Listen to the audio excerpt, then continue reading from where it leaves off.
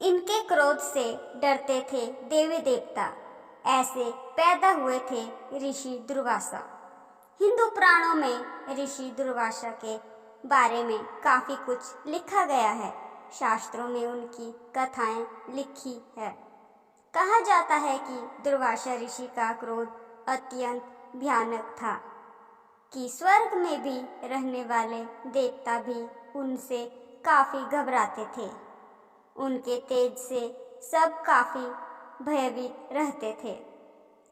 होते भी क्यों नहीं, उनके शाप का कोई झेलना नहीं चाहता था। आज हम आपको उनके जन्म और क्रोध से जुड़ी कुछ रोचक कथाओं के बारे में बताएंगे।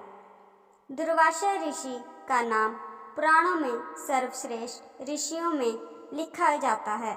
मान्यता है कि उन्होंने एक नहीं बल्कि 3 युगों तक मानव कल्याण की शिक्षा दी है।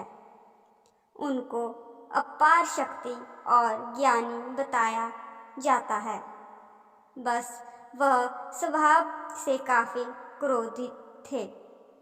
उनके गुस्से की तुलना भगवान शिव से की जाती है।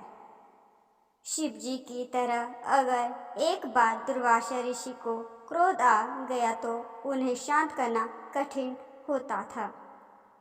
इस वजह से उनको प्रसन्न करना भी मुश्किल कार्य था। पुराणों में उन्होंने शिव का ही अंश अर्थात शिव का ही पुत्र बताया गया है। मान्यता है कि शिव के पुत्र होने के चलते ही वह उनके समान ही क्रोध हो जाते थे। कहा जाता है कि शंकर भगवान का क्रोध शांत करना फिर भी सरल था, लेकिन ऋषि दुर्वासा के क्रोध पर विजय प्राप्त करना दुर्बल था।